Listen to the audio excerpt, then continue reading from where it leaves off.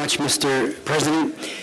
My colleagues, there are few real tools available to compel compliance with the Vienna document or the CFE. If a state party decides and denies inspectors access pursuant to the provisions of those documents, we've got to ask the question, why?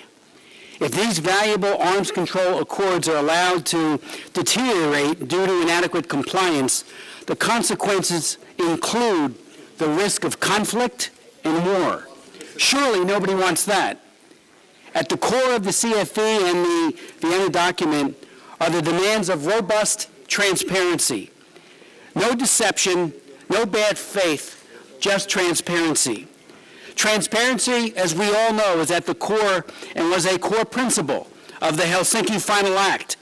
Light has always been a powerful disinfectant. I would submit respectfully that any diminution of transparency not only leads to suspicion and mistrust, but increases the prospects of war, whether by design or by miscalculation. And there are parallel problems, and I say this to our Russian friends.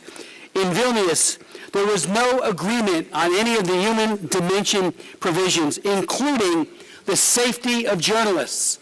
So again, we see applied to one of the baskets, the human dimension basket, what we're seeing now applied to arms control.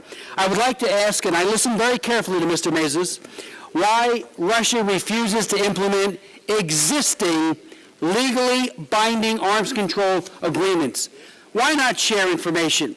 Welcome the inspectors, all while considering and considerations are underway to craft a 21st century updated CFE that includes limitations on what Mr. Leader points out, what needs to be limited. Obviously, there are new weapons that need to be limited. They weren't around when the original CFE was put together.